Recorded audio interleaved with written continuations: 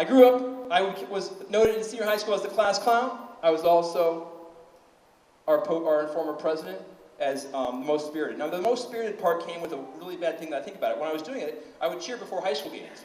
And what I would do is I would get dressed in the high school shirt, and then I would go to the basketball games and wear sweatpants to the basketball games. I didn't know anything about fashion. I lived on a farm. What did I know?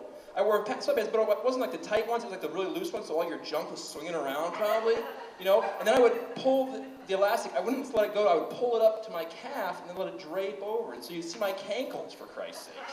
How did I even know it? I had no idea. It was a horrible situation. So, I grew up and go to college. I was really good at college. I was pretty much, in today's parlance, a douche. I was that guy in the fraternity that lived there, that had a great time, drank too much, and had a great, great time. I did really good college. After college, I had another life. You go to high school, you go to college, you learn a lot of stuff, you go out. Everything I learned, I lived south of campus in Ohio State University.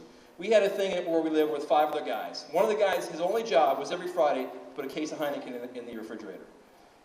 Everyone who came to our house had to get a Polaroid picture. I had a stack of 150 Polaroid pictures of people that came to our house. It's a good way to keep memories alive. It's a good way to remember things you didn't want to see. Unfortunately, we got rid of most of those. One of the things that happened during that time was my brothers, Brandon, who's sitting right here in the front, and Tate decided we were going to become a demolition derby team. And we were going to be named the Turtle Gypsies. I don't know why. It sounded like a good name. Tate was the mechanical guy. He fixed it up. Brandon was the artist and painted everything. And I was the money man. We did a good competition. Tate got second at the Wayne County Fair. Everything ties back to the fair, of course. This is all circular, and everything comes back in life. Oh, this is a bad situation. I ruined a guy's wedding. I got drunk too much, decided I was going to sleep in my car, walked across the street, got hit by the car, ended up looking like Charlie Rose, hit by the car, ended up in the hospital, got cut off. This is like after I graduated college.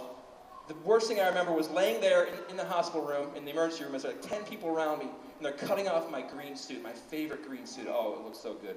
And then they asked me, we need you to piss. I'm like, well, okay, fine. And they said, well, no, you need to piss right now. So I remember laying there, holding a bucket and pissing and laughing because I was so drunk and everyone looking at 10 or 15 women looking at me.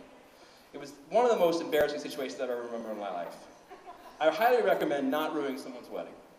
Oh, then here's what happened. I met the wife. I got married. I have 3 kids. I met my wife when she was out on a date with another guy, fraternity brother of mine who I got in a fight with that night, and then I ended up dancing on the table with my wife. This is a picture of her right here. This is not a picture of her. She's probably going to see this and not very much appreciate that picture, but it'll be all right. We got married.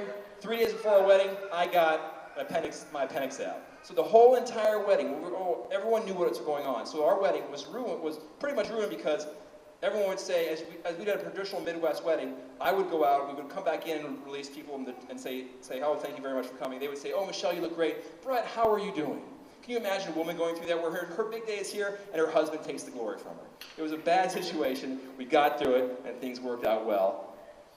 And then I had 3 kids. Brandon, Delaney, and Tegan. 3 of the greatest kids you could ever want. But one of my son, when he's at 17, decides he's going to have brain surgery. He had brain surgery. It turned out okay. He's great now. He's a freshman at Michigan State. But I highly recommend, if you have kids, do not go through this. This is one of the worst situations you could think of. It turned out wonderful. It helped me to understand that things don't always go as planned in life, but sometimes how things work out. So, after that, I started a company. I own my own company. I'm an engineer. I design technology systems. I specialize in audio video control rooms. I eat small children. I fight wars, and I shear sheep. No one really has any idea what I do, and even after I explain it, I can't really tell people. They don't understand. They look at me and say, oh, you must do something with computers. I say, yep, I do something with computers. All these things culminate in what I am today. You are as fucked up as you are. We're all good and bad. We all deal with things. Who we are isn't what happened to us. It's what we make of it. I'm going to turn 40 here in about a year and a half. I'm going to have to face all these things. I'm trying to face them as we go. Things are good. Things are bad. Things just are. It's who we are. Who am I? Who are you? I'm the guy that wears a suit, has a beautiful wife, has a great life. I'm also the guy that sells pumpkins out of the back of his SUV. And you know what?